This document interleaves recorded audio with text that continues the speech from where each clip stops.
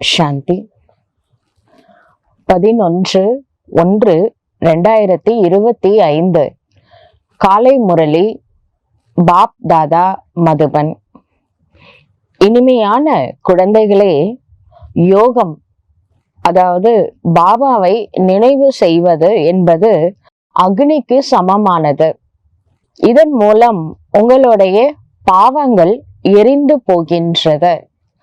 ஆத்மா சத்தோ பிரதானமாக ஆகின்றது. ஆகவே ஒரு தந்தையின் நினைவில் இருங்கள். கேள்வி: புண்ணிய ஆத்மாவாக மாறக்கூடிய குழந்தைகள் எந்த விஷயத்தில் மிக மிக கவனம் வைக்க வேண்டும்? பதில்: யாருக்கு பணத்தை தானம் கொடுக்க வேண்டும் என்ற விஷயத்தில் முழுமையாக கவனம் வைக்க வேண்டும். ஒருவேளை யாருக்காவது நீங்கள் பணத்தை கொடுத்து அவர்கள் சென்று மது அருந்தினார்கள், தீய கர்மங்களை செய்தார்கள் என்றால் அதனுடைய பாவம் உங்களுக்கு வரும். நீங்கள் பாவ ஆத்மாக்களுடன் கொடுக்கல் வாங்கல் வைத்து கொள்ள கூடாது. இங்கே நீங்கள் புண்ணிய ஆத்மாவாக மாற வேண்டும். பாடல்: அவர் எங்களை விட்டு பிரிந்து போக மாட்டார். ஓம் சாந்தி. இதற்கு நினைவின் அக்னி என்று பெயர். யோகா அப்படின்னா மனதையும் புத்தியையும் ஒருநிலைப்படுத்தி கான்சென்ட்ரேஷனோட நினைவு செய்யும் பொழுது ஒரு அக்னி ஏற்படுகின்றது. இந்த அக்னிக்கு யோக அக்னி என்று பெயர். யோக அக்னி என்றால் நினைவின் நெருப்பாகும். நெருப்பு என்ற வார்த்தை ஏன் கூறப்படுகின்றது? ஏனென்றால் இதில் பாவங்கள் எரிந்து போகின்றது. நாம் எப்படி தமோ பிரதான நிலையிலிருந்து சத்தோ பிரதானமாக மாறுகின்றோம் என்பதை குழந்தைகளாகிய நீங்கள் அறிகின்றீர்கள். சத்தோ பிரதானம் என்பதன் பொருள் புண்ணிய ஆத்மா என்பதாகும். தமோ பிரதானம் என்பதன் பொருள் பாவ ஆத்மா என்பதாகும். இவர் மிகவும் புண்ணிய ஆத்மா, இவர் பாவ ஆத்மா என்று கூட கூறப்படுகின்றது. ஆத்மாதான் சத்தோ பிரதானமாக மாறுகின்றது. மீண்டும் மறுபிறவி எடுத்து எடுத்து தமோ பிரதானமாக மாறுகின்றது என்பது நிரூபணம் ஆகின்றது. ஆகவேதான் பாவ ஆத்மா என்று கூறப்படுகின்றது. ஆகவேதான் பதித பாவனர் தந்தையே எங்களை பாவனமாக மாற்றுங்கள் என நினைக்கின்றார்கள். யார் பதித ஆத்மாவாக மாற்றியது? இது யாருக்கும் தெரியவில்லை. பாவன ஆத்மாவாக இருந்த பொழுது ராம ராஜ்யம் என்று கூறப்படுகின்றது என்பதை நீங்கள் அறிவீர்கள். இப்பொழுது பதிதமான ஆத்மாக்களாக இருக்கின்றீர்கள். ஆகவே இதற்கு ராவண ராஜ்யம் என்று கூறப்படுகின்றது. பாரதம்தான் தூய்மையாக இருந்தது. பாரதமே பதிதமாக தூய்மையை இழந்து இருக்கின்றது. சிவ தந்தைதான் பூமியில் அவதாரம் செய்து பாரதத்தை தூய்மையாக மாற்றுகின்றார். மற்றபடி அனைத்து ஆத்மாக்களும் தூய்மையாகி சாந்தி தாமத்திற்கு சென்று விடுவார்கள். இப்பொழுது துக்க தாமமாக இருக்கின்றது. இவ்வளவு எளிமையான விஷயங்கள் கூட யாரோடைய புத்தியிலும் இருப்பது இல்லை, பதிவதும் இல்லை. மனதினால் புரிந்து கொள்ளும் பொழுதுதான் உண்மையான பிராமணனாக ஆக முடியும்.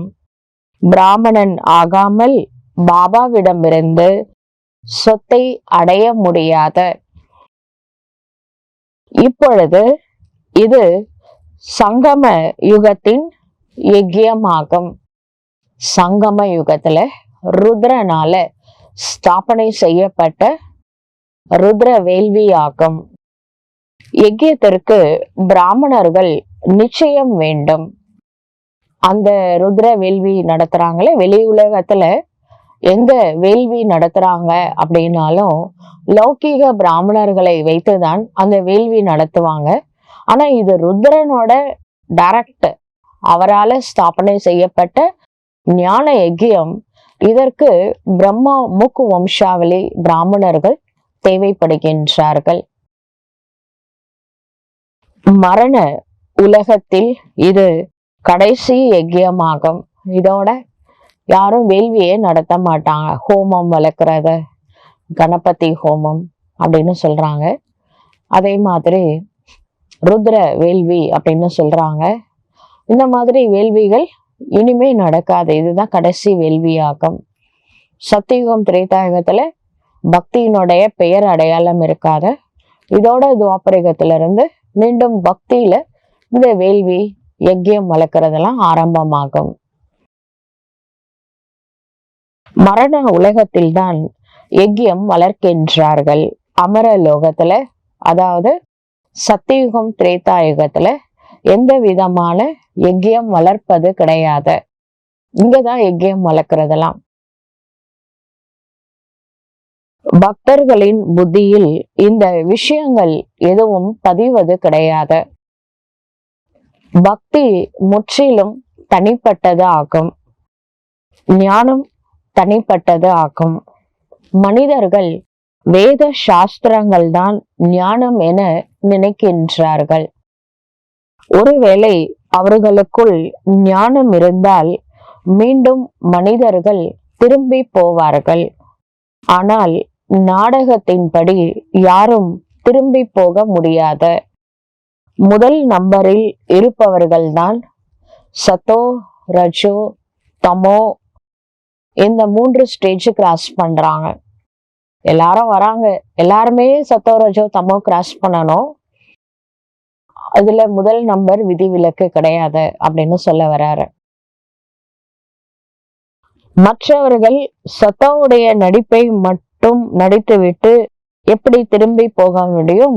எதுக்காக சொல்ல வர்றாருன்னா, லக்ஷ்மி நாராயண் போன்ற தேவ ஆத்மாக்களே சத்தோ ரஜோ தமோன்ற 3 ஸ்டேஜ் கிராஸ் பண்ணும்போது இன்னைக்கு புதுசா முளைச்ச காலன் மாதிரி வரக்கூடிய ஆத்மாக்கள் சத்தோ பிரதான நிலையில தான் வராங்க.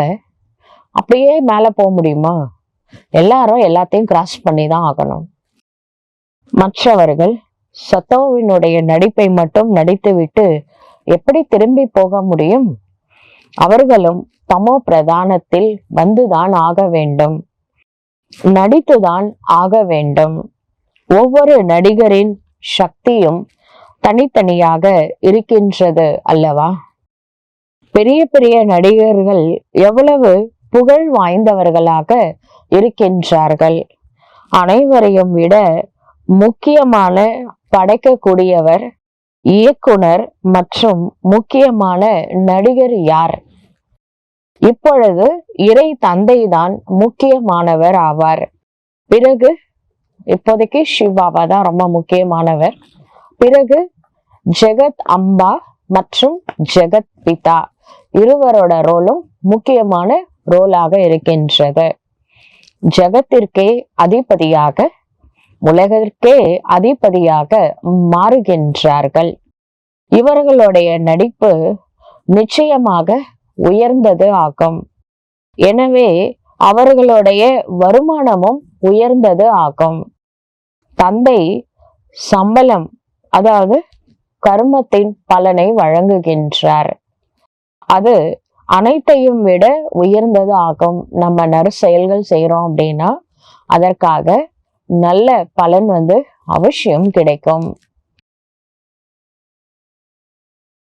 நீங்கள் எனக்கு எவ்வளவு உதவி செய்கின்றீர்கள் என்றால் உங்களுக்கு வருமானம் கூட நிச்சயமாக அந்த அளவிற்கு கிடைக்கும் என சிவ தந்தை கூறுகின்றார். நம்ம எவ்வளவு பாபாவுக்கு ஹெல்ப் பண்றோம்? ஒரு முரளியில சொல்றாரு, நீங்க அமைதியா இருக்கிறதே எனக்கு செய்யற மிகப்பெரிய ஹெல்ப் அப்படின்னாரு. இன்னொரு முரளியில சொல்றாரு, நீங்க தூய்மையா இருக்கிறது தான் நீங்க செய்யக்கூடிய மிகப்பெரிய உதவி. ஆத்மாவுடைய சுய தர்மத்துல இருக்கணும், அமைதியா இருக்கணும், தூய்மையா இருக்கணும், சந்தோஷமா இருக்கணும். இதுதான் பாபா ஒவ்வொரு பிகேட் இருந்து எதிர்பார்க்கக்கூடிய உதவி. உங்க மனசுல, அதாவது எல்லா பிகேஸோட மனசுல சதா தூய்மையும் அமைதியும் மகிழ்ச்சியும் இருந்தா இந்த உலக டிரான்ஸ்ஃபர்மேஷன் ஒரு செகண்ட்ல நடக்கும். அதனால கூடுமானவரை அவங்க மனதை அமைதியாகவும் தூய்மையாகவும் மகிழ்ச்சியோடும் வைக்கிறதுக்காக இந்த ஞானம் மற்றும் யோகத்தை அப்ளை பண்ணுங்க. அப்ப இதுதான் இறைவனுக்கு நம்ம செய்யக்கூடிய முதல் உதவி. அதுக்கப்புறம் உலகம் ஆட்டோமேட்டிக்கா வைப்ரேஷன் ரீச் ஆகும் கல்பவருஷம் முழுவதும். அப்படி ரீச் ஆகும் பொழுது விஸ்வ கல்யாணம் ஏற்படும், உலகத்திற்கு நன்மை ஏற்படும். இந்த உதவி யாரு செய்யறாங்களோ அவர்களுக்கு கண்டிப்பா உயர்ந்த பலன் அவசியம் கிடைக்கும். வக்கீலுக்கு படிக்க வைக்கின்றார்கள் என்றால் இவ்வளவு உயர்ந்த பதவி அடைய வைக்கின்றேன் என்று கூறுகின்றார்கள் அல்லவா? இந்த படிப்பின் மீது கூட எவ்வளவு கவனம் கொடுக்க வேண்டும், இல்லறத்திலும் இருக்க வேண்டும், கர்ம யோகமும் செய்ய வேண்டும். கர்ம சந்நியாசம் கிடையாது, நம்மளுடையது கர்ம யோகா.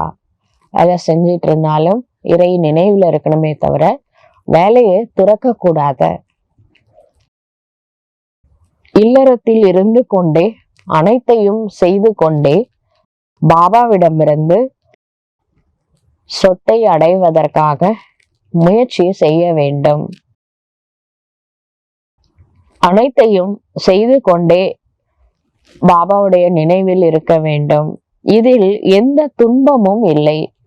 வேலை போன்றவைகள் செய்தாலும் சிவ தந்தையின் நினைவில் இருக்க வேண்டும். ஞானம் மிகவும் எளிமையானது. பதீத பாவனரே, வாருங்கள், வந்து எங்களை தூய்மையாக மாற்றுங்கள் என கூறுகின்றார்கள். பாவனமான உலகத்தில் கூட ராஜ்யம் இருக்கின்றது. எனவே பாபா அந்த ராஜ்யத்திற்கு தகுதி அடைய வைக்கின்றார். இந்த ஞானத்தின் முக்கியமான 2 பாடம் உள்ளது, அப்பா மற்றும் ஆஸ்தி ஆக்கம். தந்தையை நினைவு செய்தால் சொத்து கிடைக்கும். மன்மனாபவ மத்தியாஜி பவ. மனதினால் இறைவனை நினைவு செய்தால் மத்தியத்தில் இருக்கக்கூடிய விஷ்ணுவை போன்று ஆக முடியும். பாபா சொல்றாரு, சுயதர்ஷன சக்கரதாரியாக ஆகுங்கள். சக்கரத்தை சுத்தினா சக்கரவர்த்தி ராஜா ஆகலாம் அப்படின்னு சொல்றாரு. தந்தையை நினைவு செய்யும் பொழுது ஆத்மால இருக்கக்கூடிய தீவினைகள், பாவ சுமைகள் எரிக்கப்படும், நீக்கப்படும். பாவக்கரை நீங்கிடுச்சுன்னா ஆத்மா பிளாலஸ் டைமண்ட் ஆகும். ஞானத்தை, முக்கியமா சுதர்ஷன சக்கரத்தை சுற்றுவதன் மூலமாக சக்கரவர்த்தி ராஜா ஆகலாம். முக்தி வேணும்னா கடவுளை நினைக்கணும். ஜீவன் முக்தி வேணும்னா சக்கரத்தை சுற்ற வேண்டும். தந்தையை நினைவு செய்யுங்கள். நீங்கள் எப்பொழுதும் ஆரோக்கியம் மற்றும் செல்வந்தராக மாறுவீர்கள். என்னை இங்கே நினைவு செய்யுங்கள் என சிவ தந்தை கூறுகின்றார். வீட்டை நினைவு செய்யுங்கள். என்னை நினைத்தால் நீங்கள் வீட்டிற்கு சென்று விடலாம். சுயதர்ஷன சக்கரதாரியாக மாறுவதனால் நீங்கள் சக்கரவர்த்தி ராஜாவாக ஆகலாம். இதை நன்கு புத்தியில் வைத்துக் கொள்ள வேண்டும். இந்த சமயத்தில் அனைவரும் தமோ பிரதானமாக இருக்கின்றார்கள். சுகதாமத்தில் சுகம், அமைதி, செல்வம் அனைத்தும் இருக்கின்றது. அங்கே ஒரு தர்மம் மட்டுமே இருக்கின்றது. இப்பொழுது பாருங்கள், ஒவ்வொரு வீட்டிலும் அசாந்தி இருக்கின்றது. மாணவர்களை பாருங்கள், எவ்வளவு சண்டை போட்டுக் கொள்கின்றார்கள். தங்களுடைய இளம் ரத்தம் யூத் இருக்காங்களே அவங்க வந்து காலேஜ் ஸ்டூடெண்ட்ஸ்லாம் பஸ் எரிக்கிறாங்க, அந்த மாதிரிலாம் உடைக்கிறாங்க, கல்லெடுத்து அடிக்கிறாங்க, பொது சொத்தை சேதப்படுத்துறாங்க. அது தப்பு தானே? கேட்டா இள ரத்தம் அப்படின்னு சொல்றாங்க.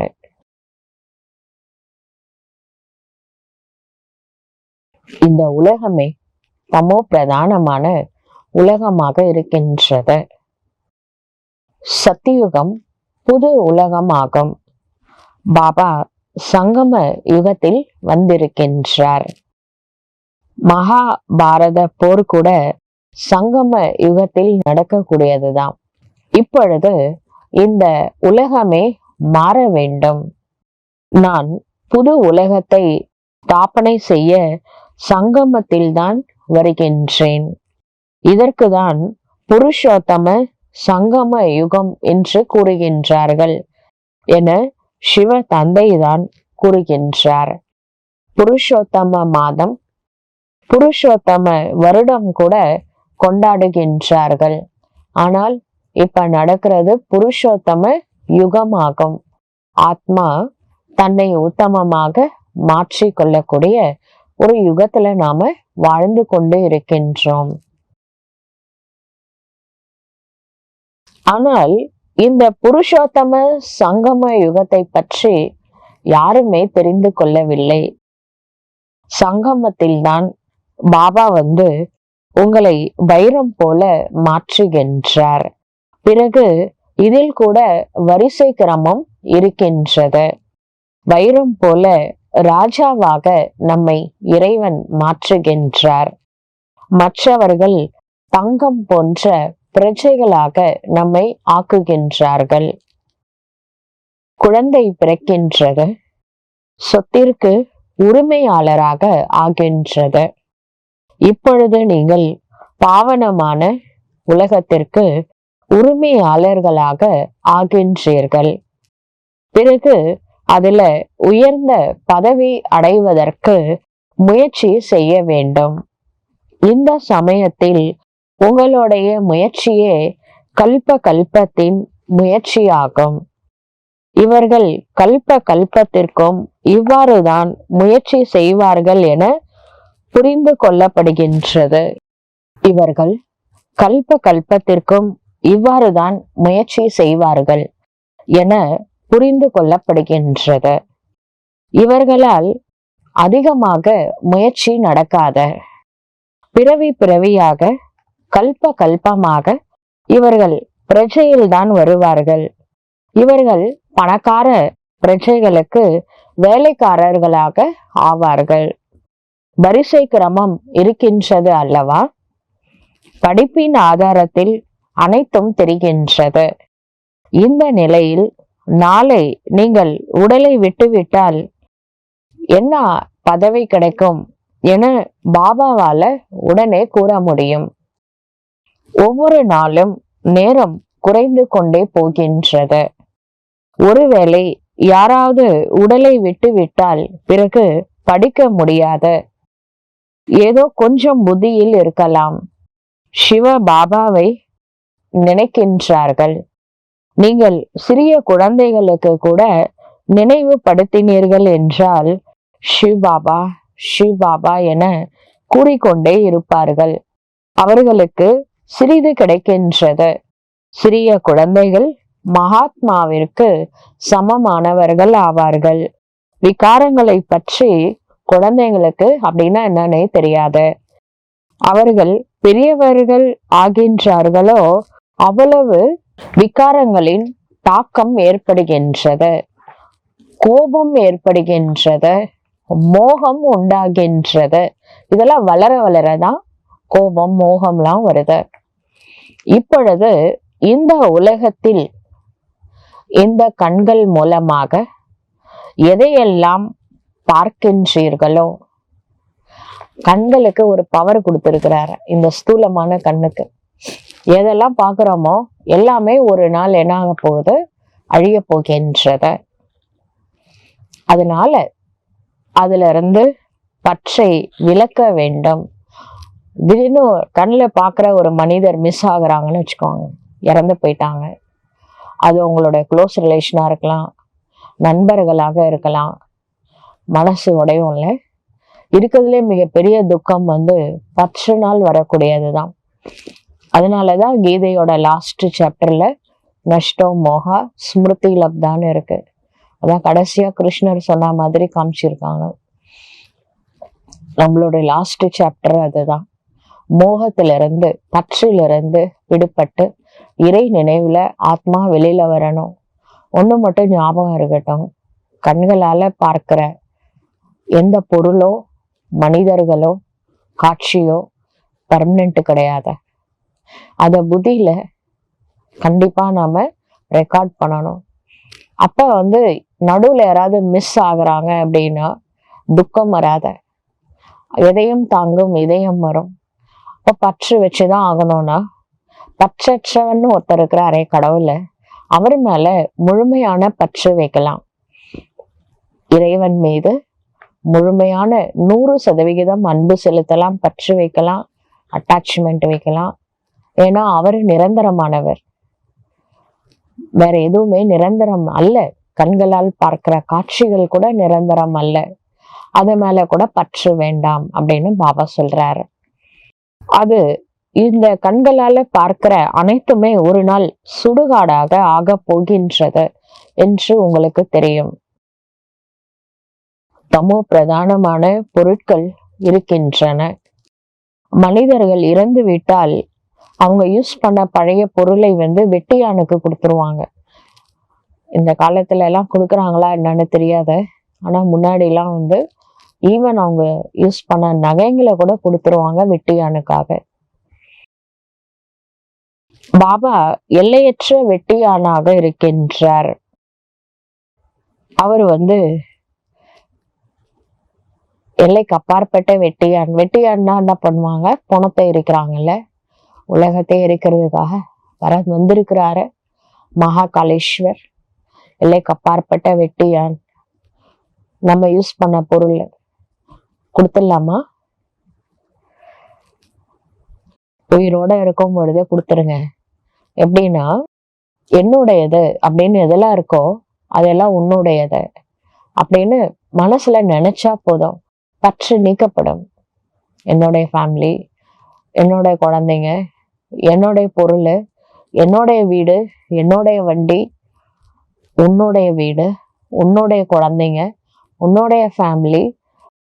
நாம வரும்போது வெறும் கையோட தானே வந்தோம். வரும்போது என்ன எடுத்துட்டு வந்தோம்? எல்லாம் இங்க இருந்து கொடுக்கப்பட்டதில்ல. அப்ப கீதையோட சாரத்துல கூட அதுதானே சொல்லப்பட்டிருக்கு, நீ எதை கொண்டு வந்தாய் அதை இழப்பதற்கு. அதனால மனசால நினைங்க, இது எல்லாம் உன்னுடையது அப்படின்னு சொல்லிட்டு. சிறிதளவு செல்வம் இருந்தா கூட அழியதான் போகின்றது. இருப்பினும் இந்த பணத்தை தங்களிடமே வைத்துக் கொள்ளுங்கள் என்று பாபா கூறுகின்றார். என்னோட இதெல்லாம் உன்னுடையதுன்னு பேங்க் பேலன்ஸ், வீடு, வாசல் எல்லாத்தையும் எழுதி வைங்கன்னு சொன்னாரா பாபா? அப்படி சொல்லல. மனசுனால, புத்தினால என்னுடையது எல்லாம் உன்னுடையதுன்னு சொல்லிடுங்க. ஏ அப்படின்ற இடத்துல ஊ போட்டுருங்க. அதுக்கப்புறம் என்ன பண்ண சொல்றாரு? அதை நீங்களே யூஸ் பண்ணுங்க. ஆனா மனசால நினைங்க, இது பாபாவுடையது. குழந்தைங்க பாபாவுடையவங்க, ஃபேமிலி பாபாவுடையது, வீடு பாபாவுடையது. உங்க சொத்தை நீங்களே வச்சுக்கோங்க. ஆனா இது இறைவன் எனக்கு கொடுத்ததுன்னு நினைச்சுக்கோங்க. நடுவுல அவரு கேட்டா அப்ப துக்கம் வராது. அதனால ஏ அப்படின்ற இடத்துல ஊ போட்டுருங்க. அனைத்தும் இறைவனுடையது, உன்னுடையது. பாபா சொல்றாரு, இந்த பணம் இருக்க நீங்களே வச்சுக்கோங்க. ஆனா அதுல இருக்கக்கூடிய பற்று அதை மட்டும் எடுத்துருங்க. கணக்கு வழக்கை பாபாவிற்கு கொடுத்து கொண்டே இருக்கல். இந்த உடலை நான் எந்த காரியத்துக்காக யூஸ் பண்ணேன்? பணத்தை எதுக்காக யூஸ் பண்ணேன்? நறுக்காரியத்துக்காக யூஸ் பண்ணனா அல்லது தீய செயலுக்காக யூஸ் பண்ணனா? கணக்கு மட்டும் கொடுத்துருங்க, நீங்களே வச்சுக்கோங்க அப்படின்னு சொல்றாரு. பிறகு டைரக்ஷன் கிடைத்து கொண்டே இருக்கும். பாபா என்ன எதிர்பார்க்கிறாரு? நம்மளுடைய உடல், மனம், பொருள் நறு செயலுக்காக உபயோகம் செய்ய வேண்டும். இதுதான் இறைவனோட விருப்பம். மத்தபடி உங்க பைசா வாங்கி பரந்தாமத்துல ஒரு புதுசா பில்டிங் கட்ட போறாரா என்ன? ஏற்கனவே பரந்தாமம் நம்ம எல்லாருடைய வீடு. அங்க ஸ்தூலமான பொருள் எதுவுமே எடுத்துட்டு போக முடியாத. அதனால ஸ்தூலமான பொருள் எல்லாம் நீங்களே வச்சுக்கோங்க. அந்த பற்று நீக்கிறதுக்காக தான் இந்த வார்த்தையை யூஸ் பண்ணுங்கன்னு சொல்றாரு.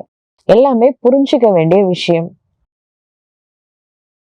உங்களிடம் உள்ள குப்பைகளை இந்த யூனிவர்சிட்டி அல்லது ஹாஸ்பிட்டலில் ஆரோக்கியம் மற்றும் செல்வத்திற்காக ஈடுபடுத்த வேண்டும் அப்படின்னு சொல்றாரு.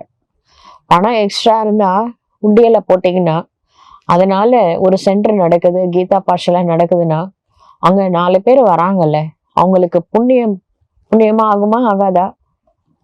அதுக்கு யூஸ் பண்ணுங்க. வேஸ்ட் பண்ணக்கூடாது. வேஸ்ட் ஆகுறதான் போட சொல்றாரு. சொத்தை எழுதி வச்சிடுங்கன்னு சொல்லல. நோய்க்காக மருத்துவமனை, படிப்பதற்காக பல்கலைக்கழகம் இருக்கின்றது. இங்க காலேஜ் மற்றும் ஹாஸ்பிட்டல் ரெண்டுமே கம்பைண்டா இருக்கு. மெடிக்கல் காலேஜ்ல படிக்கிறாங்கல்ல, மெடிக்கல் காலேஜ்ல படிக்கிற ஸ்டூடெண்ட்ஸ்க்கு யூனிவர்சிட்டி பக்கத்துல ஹாஸ்பிட்டல் இருக்கும். ஏன்னா ப்ராக்டிக்கல் அவங்க போய் அங்க என்ன பண்ணணும், லேப்லாம் ஹாஸ்பிட்டல் தான் அவங்களுக்கு. அதனால ரெண்டுமே கம்பைண்டா இருக்கும் மெடிக்கல் காலேஜுக்கு மட்டும். அது மாதிரி வைத்தீஸ்வரன் ஆத்மாவிற்கு வைத்தியம் பண்ணிட்டு இருக்கிறாரு, மெடிசன் சொல்லி கொடுக்குறாரு. நாமளும் ட்ரீட்மெண்ட் எடுத்துக்கிறோம் வைத்தீஸ்வரன்ட்டு இருந்து. மற்றவங்களுக்கும் ட்ரீட்மெண்ட் கொடுக்குறோம். ஞானத்தை கொடுக்கும் பொழுது ட்ரீட்மெண்ட் தான். ஞானம் ஒரு அருமருந்து. அதுக்கப்புறம் கூடவே காலேஜ் கம்பைண்டா இருக்கு. பாபா இங்க பாடமும் எடுக்கிறாரு, பிராக்டிக்கலும் சொல்லி கொடுக்குறாரு. இங்க காலேஜ் மற்றும் ஹாஸ்பிட்டல் இரண்டும் இணைந்து இருக்கின்றது. இதற்கு ஒரு 3 அடி இடம் போதுங்க.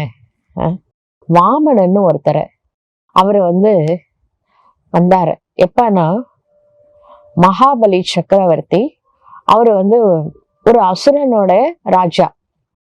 அவரு ஒரு யஜ்யம் வளர்த்தாரு. அந்த யாகம் ரொம்ப பிரம்மாண்டமா நடந்தது.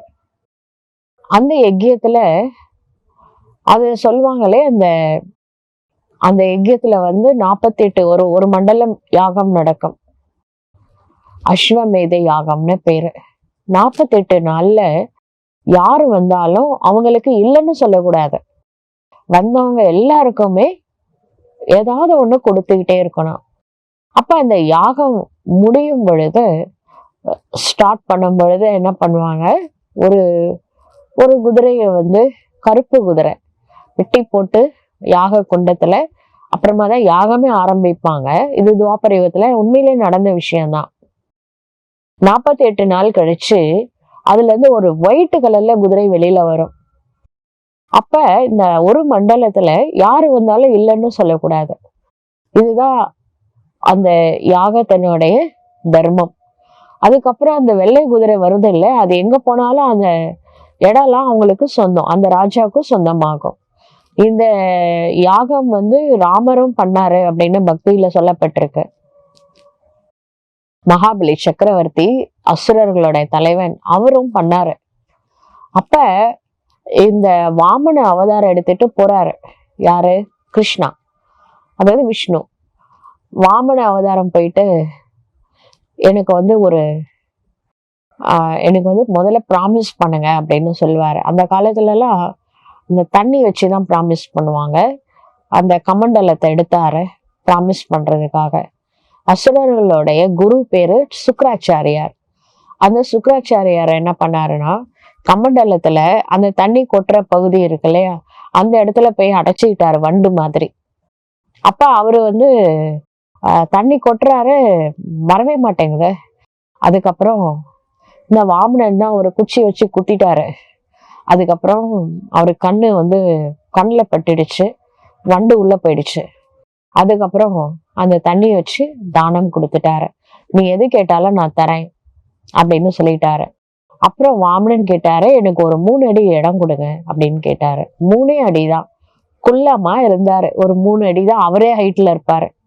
இவரு சின்ன குழந்தை, அதுக்கு ஒரு 3 அடி ஹைட் இடம் கேக்குதே, கொடுத்துட்றேன்னு வாக்கு கொடுத்துட்டாரு. அதுக்கப்புறம் பெரிய வாமனன் ஆகுறாரு. 1 அடி பூமியில வைக்கிறாரு,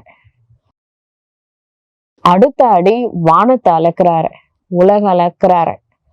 1 அடி பூமியே, அடுத்த அடி வானம், 3வது அடி உலகத்தையே அளந்துட்டாரு. இப்ப நான் 3வது அடி எங்க வைக்கிறதுன்னு கேக்குறாரு.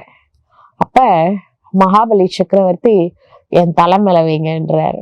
என்கிட்ட இருக்கிறது வேற எதுவுமே இல்ல, நான் மட்டும்தான் இருக்கேன், என் தலை மேல வைங்க அப்படின்றாரு.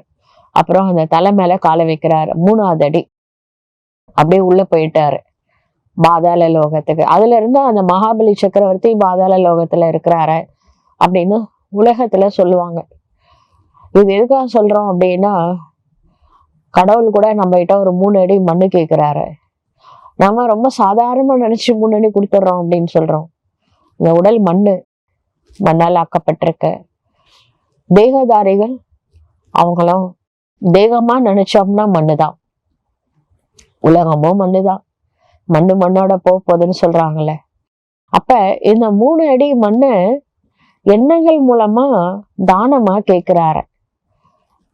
தேகம், தேகதாரிகள் மற்றும் தேகதாரிகள் இருக்கக்கூடிய இந்த பழைய உலகம், இந்த 3 அடி மண்ணை தானமா கொடுத்துட்டு தன்னை ஆத்மான்னு புரிஞ்சுக்கணும், மற்றவங்களையும் ஆத்மாவா பார்க்கணும், அடுத்து வீட்டுக்கு போகணும்.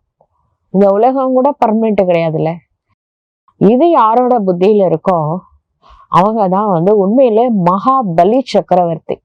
பலி ஆகிறது மனசால, ஸ்தூலமான பலி கிடையாது. நரபலிய கேட்கிறாரு கடவுள். மகாபலின்றது எண்ணங்களால தேகம், தேகதாரிகள் மற்றும் இந்த உலகம் புத்தியின் மூலமா அதை துறந்துட்டு ஆத்மா என உணர்ந்து தந்தையை நினைக்கணும், அவ்வளவுதான் விஷயம். ஆனா ஒரு 3 அடி இடம் இருக்குல்ல, 3 அடி ஸ்கொயர் ஃபீட்டு, அது இருந்தா போதும். அங்க ஒருத்தர் உட்காந்தா கூட, ஒருத்தர் உட்காந்துட்டு இன்னொருத்தருக்கு கிளாஸ் எடுக்கலாம். அந்த ஒரு 3 அடி இடம் கொடுக்க கூட இந்த காலத்து மனுஷங்க சென்டருக்கு இடம் கொடுக்கறதுக்கு யோசிக்கிறாங்க. அந்த 3 அடி வேற, இந்த 3 அடி வேற, இதெல்லாம் புரிஞ்சுக்க வேண்டிய விஷயம். இங்க 3 அடி இடம் கொடுக்குறீங்க பாபா வீட்டுக்கு அப்படின்னா 3 லோகத்தையே அளக்கலாம். புரியுதுங்களா? 3 உலகத்தையே சொந்தமாக்குறாரு கடவுள். 3 அடி வாங்கி 3 லோகத்தை எழுதி வைக்கிறாரு. எவ்வளவு பெரிய விஷயம். இதுல கொஞ்சம் டீப்பான விஷயம் சாஸ்திரத்துல இருக்கிறதுக்கும் ஞானத்துக்கும் நிறைய சம்பந்தம் இருக்கு. ஆனா விஷயம் கதை உருவத்துல கொடுக்கப்பட்டிருக்கு, உண்மை வேற. அதுதான் கடவுள் புரிய வைக்கிறாரு. யாராவது வந்தாங்க அப்படின்னா 3 அடி இடம், அதாவது ஒருத்தர் உட்காரதுக்கு இடம் கிடைச்சா கூட போதுங்க, 3 லோகத்தை எழுதி வைக்கிறேன்றாரு. உட்கார வச்சு நாலேஜ் புரிய வைங்க. சேவைக்காக பேட்ஜஸ் கூட நிறைய உருவாக்கி இருக்கிறாங்க. இது ரொம்ப ஈஸியான விஷயம், பேட்ஜோட சேவை பண்றது. நம்ம சித்திரங்கள்லாம் இருக்குல்ல, எக்ஸிபிஷன் செட்டு, அது கூட ரொம்ப நல்லா இருக்கு அப்படின்னு சொல்றாரு. எக்ஸிபிஷன் செட்டு வச்சு கூட நம்ம மற்றவங்களுக்கு ஞானத்தை கொடுக்கலாம். முழுமையாக எழுதப்பட்டும் இருக்கின்றது. இதன் மூலம் உங்களுடைய நிறைய சேவைகள் நடக்கும். ஒவ்வொரு நாளும் எவ்வளவு ஆபத்துகள் கொண்டே இருக்கின்றன. அப்பொழுது மனிதர்களுக்கு வைராக்கியம் ஏற்படும். நாம் அழிவற்ற ஆத்மா, நம்முடைய அழிவற்ற தந்தையை நினைக்கலாம் என தந்தையை நினைக்க ஆரம்பித்து விடுவார்கள். என்னை நினைத்தால் உங்களுடைய பிறவியினுடைய பாவங்கள் நீக்கப்படும் என்று தந்தையே கூறுகின்றார். தன்னை ஆத்மா என உணர்ந்து தந்தையை முழு அன்போடு நினைவு செய்ய வேண்டும்.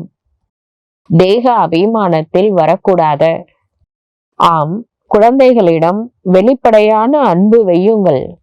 ஆனால் ஆத்மாவின் உண்மையான அன்பை ஆன்மீக தந்தையிடம் வையுங்கள். பாபா சொல்லிட்டாரு பார்த்தீங்களா, அட்டாச்மெண்ட் வைக்க கூடாது, அன்பு வைங்க, எல்லா அட்டாச்மெண்ட்டும் கடவுள் மேல வைங்க அப்படின்னா ஒரு சிலர் அதை தப்பா புரிஞ்சுக்கிட்டு ஃபேமிலி மெம்பர்ஸ்ட பேச கூட மாட்டேங்கிறாங்க. பெத்த குழந்தைங்க கிட்ட பேசுறதுல என்ன இருக்கு? அன்பா இருங்கன்னு தான் பாபா சொல்றாரு. யாரையும் வெறுக்க வேணாம். பற்று மட்டும்தான் இறைவனிடம் வைக்கணும். அன்பு வேற, பற்று வேற. அன்பு தூய்மையானது, எல்லார் மேலே வைக்கலாம். பற்று ஒருத்தர் மேலதான் வைக்கணும். அந்த பற்று நீங்க கடவுள் மேல வைங்க. அன்பு எல்லார்கிட்டையும் செலுத்துங்க. உங்க வீட்டுல இருக்கிறவங்க என்ன பாவம் செஞ்சாங்க? பாபா கூட முரளியில, மண்டே முரளியில பாபா என்ன சொன்னாரு? ஃபேமிலி மெம்பர்ஸ்ட பணிவா இருங்க, அன்போட இருங்க, மலர்ந்த முகத்தோட இருங்கன்னு சொன்னார்ல. அவர் சொன்னதை ஃபாலோ பண்ணணும் தானே நாம. அவருடைய நினைவினாலதான் விக்ரமங்கள் விநாசம் ஆகும். நண்பர்கள், உறவினர்கள், குழந்தைகள் போன்றவர்களை பார்த்து கொண்டு இருந்தாலும் புத்தி இறை நினைவில் இருக்க வேண்டும். குழந்தைகளாகி நீங்கள் நினைவு என்ற தூக்குல மாட்டிட்டு தொங்குறாங்கல்ல, அதாவது பரந்தாமத்துல இருக்கணும். நாம புத்தி பரந்தாமத்துல இருந்து தொங்கிட்டு இருக்கணும் அப்படின்றாரு. இது மிஸ் அண்டர்ஸ்டாண்ட் பண்ணிடாதீங்க. தூக்குல தொங்க சொல்லிட்டாரு கடவுள் அப்படின்லாம் சொல்லிடக்கூடாது. இதெல்லாம் புரிஞ்சுக்க வேண்டிய விஷயம். புரியலன்னா கேளுங்க, பாபா புரிய வைப்பாரு. ஆத்மாக்கள் தங்களுடைய தந்தையாகிய பரமாத்மாவை நினைக்க வேண்டும். புத்தி மேலே இணைக்கப்பட்டு இருக்க வேண்டும். பாபாவின் வீடு கூட மேலதானே இருக்கு. மூலவதனம், சூக்ஷ்ம வதனம் மற்றும் இது ஸ்தூல வதனம் ஆகும். இப்பொழுது மீண்டும் வீட்டிற்கு போக வேண்டும். இப்பொழுது உங்களுடைய பயணம் முடிய போகின்றது. இப்பொழுது நீங்கள் பயணத்திலிருந்து திரும்பிக் கொண்டே இருக்கின்றீர்கள். உங்களுடைய வீடு எவ்வளவு அன்பான வீடாக இருக்கின்றது. அது எல்லைக்கு அப்பாற்பட்ட வீடாகும். மீண்டும் தன்னுடைய வீட்டிற்கு போக வேண்டும். மனிதர்கள் வீட்டிற்கு போவதற்காகத்தான் பக்தியும் செய்கின்றார்கள். ஆனால் ஞானம் முழுமையாக இல்லை என்றால் வீட்டிற்கு போக முடியாது. பகவானிடம் செல்வதற்காக, அதாவது நிர்வான் தாம், நம்மளுடைய வீட்டிற்கு செல்வதற்காக எவ்வளவு தீர்த்த யாத்திரைகள் செய்கின்றார்கள், கடினமாக உழைக்கின்றார்கள். சந்நியாசிகள் அமைதியின் வழியை மட்டும்தான் தெரிவிக்கின்றார்கள். சுகதாமத்தை பற்றி சாமியாரங்களுக்கெல்லாம் தெரியாது. ஏன்னா தேவதைகள் இருக்கிற இடத்துல இல்லற தர்மம் மட்டுமே இருந்தது. சுகதாமத்தின் வழியை சிவ தந்தை மட்டும்தான் கூற முடியும். நிச்சயமாக முதலில் நிர்வாண தாமம் வானப்பிரஸ்தத்தில் போக வேண்டும். அதற்கு பிரம்மாண்டம் என்று கூறுகின்றார்கள். அவர்கள் பிரம்மத்தை ஈஸ்வர் என நினைத்து கொண்டு இருக்கின்றார்கள். ஆத்மாக்களாகிய நாம் பிந்துவாக இருக்கின்றோம். நாம் வசிக்கக்கூடிய இடம் பிரம்மாண்டம் ஆகும். உங்களுடைய பூஜை கூட நடக்கின்றது அல்லவா? பிந்துவை எப்படி பூஜை செய்வார்கள்? எனவே புளிய பூஜை பண்ண முடியாதுல்ல, குட்டி லிங்கம் பண்றாங்கள, சாலிகிராம், அது ஆத்மாவுடைய நினைவு சின்னமாகும். எனவே பூஜை செய்யும் பொழுது சாலி கிராமமாக அமைத்து ஒவ்வொரு ஆத்மாவையும் பூஜிக்கின்றார்கள். பிந்துவை எப்படி பூஜிக்க முடியும்? எனவே பெரிதாக உருவாக்குகின்றார்கள். பாபாவிற்கு தனக்கென்று உடல் கிடையாது. இந்த விஷயங்களை இப்பொழுது நீங்கள் அறிகின்றீர்கள். சித்திரங்களில் கூட நீங்கள் பெரிய ரூபத்தை காண்பிக்க வேண்டும். பிந்து அப்படின்னா எப்படி புரிஞ்சுப்பாங்க? நீங்கள் நட்சத்திரங்களை உருவாக்க வேண்டும். இவ்வாறு நிறைய திலகத்தை கூட தாய்மார்கள் வைத்துக் கொள்கின்றார்கள். ஒரு சின்ன ஸ்டார் மாதிரி ஒரு திலகம் இருக்கு. அதுல வச்சுட்டா ஒரு கல்லு மாதிரி இருக்கும். அது தூரந்து பாக்குறவங்களுக்கு ஆத்மா ஜொலிக்கிற மாதிரியே இருக்கும். அது கூட வச்சுக்கலாம், ஒன்றும் தப்பு இல்லை அப்படின்னு சிவபாபாவே பர்மிஷன் கொடுத்துட்டாரு. தாராளமா வச்சுக்கோங்க. அப்படி கிடைச்சதுன்னா வச்சுக்கோங்க. ஒரு ஒயிட் கலர்ல ஸ்டார் மாதிரி இருக்கும். அப்படி கல் வச்சிருப்பாங்க. ஒரே ஒரு கல் மட்டும் இருக்கணும். தாய்மார்கள் வச்சுக்கலாம். அது வெள்ளையா நட்சத்திரத்தை போன்று இருக்கு. எல்லா பிகேஸும் அந்த மாதிரி வச்சுட்டா அது கூட பாக்குறதுக்கு எல்லாரும் ஆத்மாவை பார்ப்பாங்கல்ல, அது நல்ல விஷயம்தான். இது கூட ஒரு அடையாளம் தான், திலகம் வைக்கிறது. ஆனாலும் பாபா சொல்றாரு, வெளியில திலகம் வைக்கிறது இருக்கட்டும், உள்ளுக்குள்ள இருக்கிற அந்த ஆத்மா உணர்வுல இருக்கணும், அதுதான் அதோட முக்கியம் அப்படின்னு சொல்ல வர்றாரு. இருந்தாலும் மாத்தாஸ் வச்சுக்கலாம், குட்டியா இருக்கு, அந்த புள்ளி மாதிரி இருக்கும், அதை வச்சுக்கோங்க. எவ்வளவு சிறிய ஆத்மால எவ்வளோ ஞானம் இருக்கு அப்படின்றது பாபா புரிய வைக்கிறாரு. இவ்வளோ அணுகுண்டுகளை உருவாக்கி கொண்டே இருக்கின்றார்கள். அதிசயமாக இருக்கின்றது அல்லவா? உலகத்துல அணுகுண்டு தயாரிக்கிறாங்கல்ல, அணுவை பிளக்குறாங்க, அணுல நியூக்ளியஸ், அதை பொலந்து அதுக்குள்ள இருக்கக்கூடிய அந்த புரோட்டான் நியூட்ரான் அதை பிரிக்கிறாங்க. அது மாதிரி பொலந்து வரக்கூடிய அந்த சக்தி இருக்குல்ல, அதுதான் அந்த நியூக்ளியர் பவரா மாறுது. ஐன்ஸ்டீன் அதுதான் கண்டுபிடிச்சாரு. E=mc² அப்படின்னு சொல்லியிருக்கிறாரு. அப்ப இந்த அணுவை பிளந்ததுனால வரக்கூடிய அந்த பவர் ரொம்ப அதிகமானது. அதை வச்சுதான் இந்த அணுகுண்டு எல்லாம் தயார் பண்றாங்க. பாபா சொல்றாரு, அணு கண்ணுக்கு பார்க்க முடியாது, சின்னதா இருக்கு. ஆனா அத பொலந்தா வரக்கூடிய சக்தி உலகத்தையே அழிக்கிற அளவுக்கு பெருசா இருக்கு. அது மாதிரி ஆத்மாவையும் கண்ணுல பார்க்க முடியாது. ஆட்டம், ஆத்மா ரெண்டும் கொஞ்சம் கொஞ்சம் ஒத்து வருது இல்ல, இதுவும் புள்ளி அதுவும் புள்ளி தான். ஆனா அது பொழக்கும் போது ஏற்படக்கூடிய ஒரு நியூக்ளியர் பவர் அழிவுக்கான காரியம்.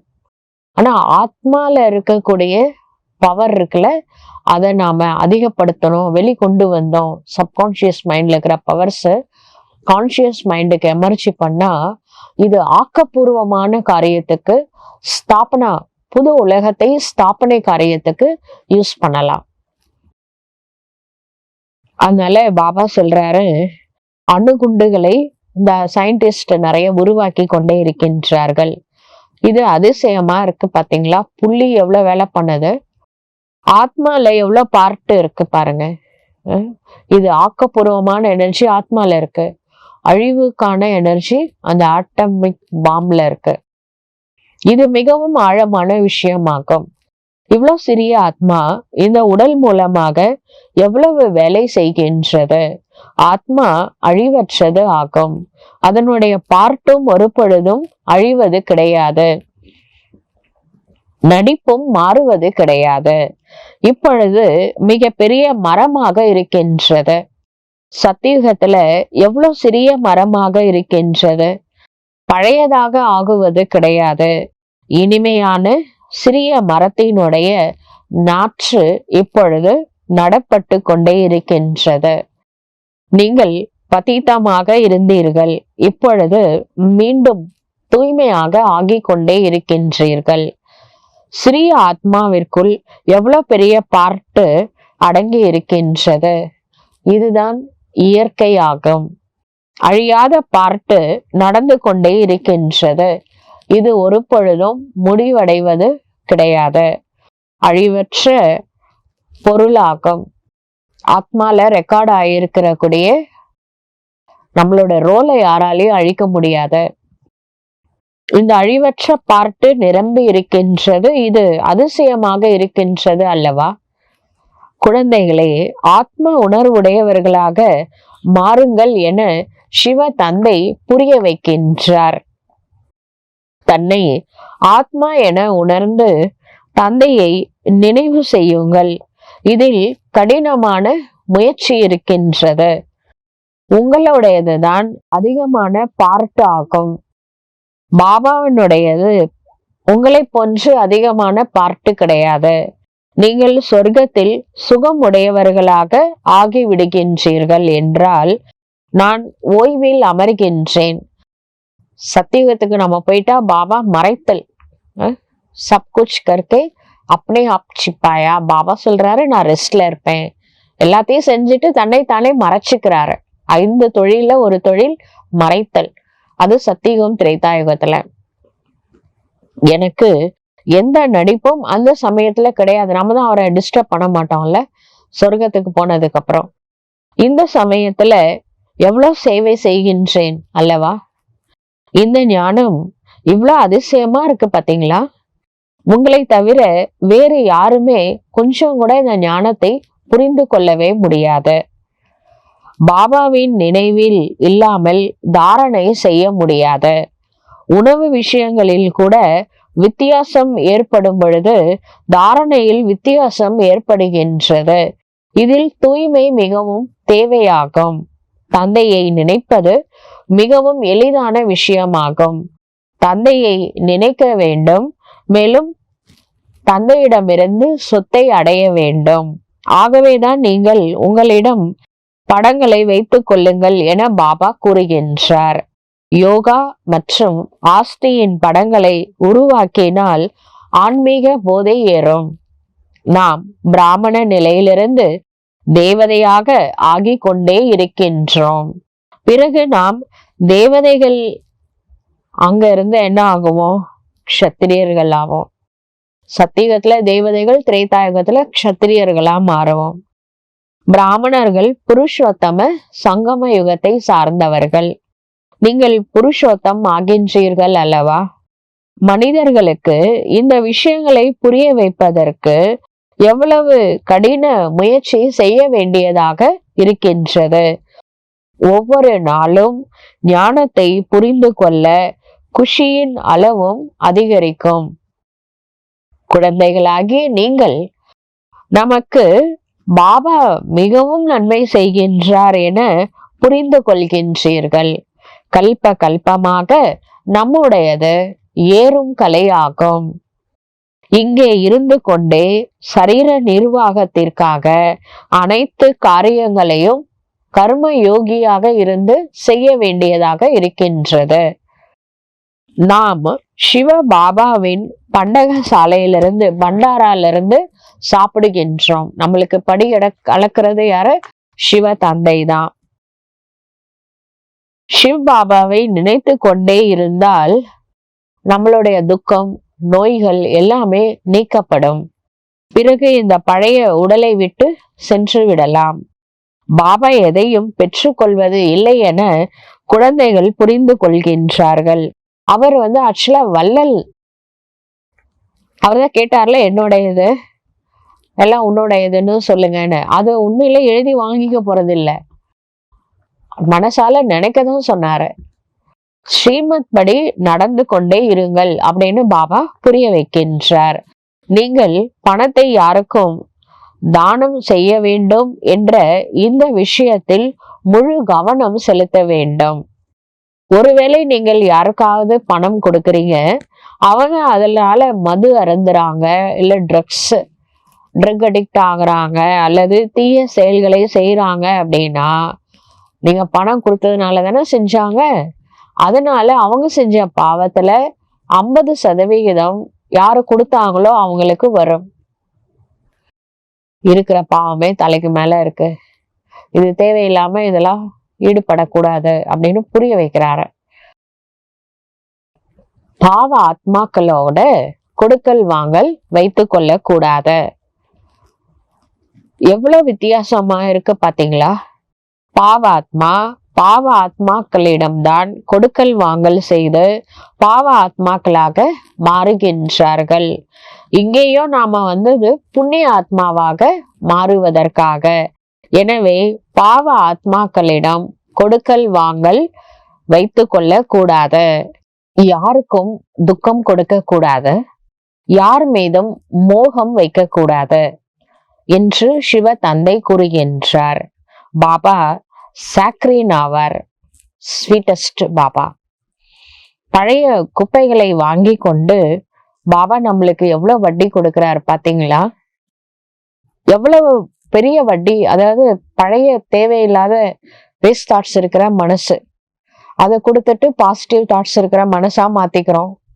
இந்த பழைய நோயினுடைய சரீரம், இது ஆரோக்கியம் இல்லாத சரீரத்தை கூட பாபாக்கு கொடுத்துட்டு முழுமையான ஆரோக்கியமாக இருக்கக்கூடிய கஞ்சன் காயா தங்க உடலை ரிட்டர்ன் வாங்கிக்கிறோம். தேவையில்லாத செல்லா பைசாவை பாபா சேவையில ஈடுபடுத்தி தங்க மாளிகை வாங்கிக்க போறோம். சரிங்களா? நம்ம என்ன கொடுக்குறோமோ அதுக்கு ரிட்டர்ன் நம்மளுக்கு பல மடங்கு அதிகமாக அவசியம் கிடைக்கும். அதுதான் வட்டி போட்டு கொடுக்குறேன்னு சொல்றாரு. கள்ளம் கபடம் இல்லாம சிவன் இருக்கிறாரு. 2 பிடிக்கு பதிலா மாளிகையை கொடுக்கின்றார். குசேலன் 2 பிடி அவல் கொடுத்து என்ன பண்ணிட்டாரு, ஒரு பிடி அவல்ல ஒரு 21 அடுக்கு மாளிகை கிடைச்சது. அடுத்தபடி அவள் சாப்பிட்ட உடனே அந்த மாளிகை ஃபுல்லா எல்லா செல்வமும் நிறைஞ்சு வழிஞ்சுது.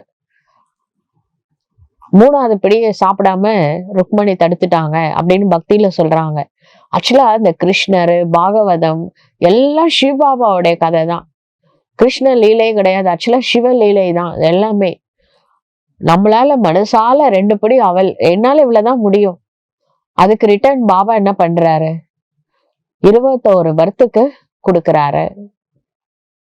கள்ளம் கப்படம் இல்லாமல் இறைவன் இருக்கின்றார். 2 பிடிக்கு பதிலாக மாளிகையை அளிக்கின்றார். நல்லது. இனிமேலும் இனிமையான காணாமல் போய் கண்டு எடுக்கப்பட்ட செல்லமான குழந்தைகளுக்கு தாயும் தந்தையும் ஆகிய பாப் தாதாவின் அன்பு நினைவுகள் மற்றும் காலை வணக்கம். ஆன்மீக குழந்தைகளுக்கு ஆன்மீக தந்தையின் நமஸ்காரம். ஆன்மீக தந்தைக்கு ஆன்மீக குழந்தைகளின் நமஸ்காரம். தாரணைக்கான முக்கிய சாரம். முதல் பாயிண்ட், இப்பொழுது பயணம் முடிவடைகின்றது, வீட்டிற்கு திரும்பி போக வேண்டும். ஆகவே இந்த பழைய உலகத்தின் மீது எல்லையற்ற வைராகியம் வைத்து புத்தி யோகத்தை பாபாவின் நினைவில் மேலே இணைக்க வேண்டும். 2வது பாயிண்ட், சங்கம யுகத்தில் பாபா படைக்கின்ற இந்த யாகத்தை பாதுகாப்பதற்கு உண்மையிலும் உண்மையான பவித்திரமான பிராமணர்களாக ஆக வேண்டும். வேலைகளை செய்து கொண்டே சிவ் பாபாவின் நினைவில் இருக்க வேண்டும். வரதானம். ஆதி ரத்தினம் என்ற நினைவினால் தனது வாழ்க்கையின் மதிப்பை அறிந்து கொள்ளக்கூடிய சக்திசாலி ஆகுக. எவ்வாறு பிரம்மா பாபா ஆதி தேவனாக இருக்கின்றாரோ அதுபோல பிரம்மா குமார் பிரம்மா குமாரிகளும் ஆதி ரத்தினங்கள் ஆவீர்கள். ஆதி தேவனுடைய குழந்தைகள் மாஸ்டர் ஆதி தேவ் ஆவீர்கள். ஆதி ரத்தினம் என்று புரிந்து கொள்வதன் மூலமாக தனது வாழ்க்கையின் மதிப்பை அறிந்து கொள்ள முடியும். ஏனெனில் ஆதி ரத்தினம் என்றால் பிரபுவின் ரத்தினம் ஆகும். ஈஸ்வரிய ரத்தினம் எனில் எவ்வளவு மதிப்பானதாக ஆகிவிட்டது. ஆகையினால சதா தங்களை ஆதி தேவனுடைய குழந்தைகள், மாஸ்டர் ஆதி தேவன், ஆதி ரத்தினம் என புரிந்து கொண்டு ஒவ்வொரு காரியமும் செய்யுங்கள். அப்பொழுது சக்திசாலி பவ என்ற வரதானம் கிடைத்துவிடும். எதுவுமே வீணாக முடியாது. ஸ்லோகன். யார் ஏமாற்றம் அடைவதற்கு முன்னதாக பகுத்து அறிந்து தன்னை காப்பாற்றிக் கொள்கின்றார்களோ அவர்களே ஞான சொரூப ஆத்மாக்கள் ஆவார்கள். எந்த ஒரு செயலை செய்வதற்கு முன்பே பகுத்தறிஞ்சு செய்யலாமா, இப்படி பேசலாமா அப்படின்னு யோசிச்சுட்டு நம்ம அந்த காரியத்தை செய்தோம் அப்படின்னா நாம ஏமாற்றம் அடைய மாட்டோம். காரியத்தை செஞ்சு முடிச்சதுக்கு அப்புறமா யோசிச்சா பக்ஷாதாபம் தான் கிடைக்கும். அதுக்குள்ள ஏமாற்றப்பட்டு இருப்போம். அதனால செய்யறதுக்கு முன்னாடி யோசிக்கணும். அதனால கடவுள் நம்மளுக்கு பகுத்தறியும் சக்தியை கொடுத்திருக்கிறாரு, அதை யூஸ் பண்ணணும். யார் ஏமாற்றம் அடைவதற்கு முன்பாகவே பகுத்தறிந்து தன்னை காப்பாற்றிக் கொள்கின்றார்களோ அவர்களே ஞான சொரூப ஆத்மாக்கள் ஆவார்கள். நல்லது. ஓம் சாந்தி.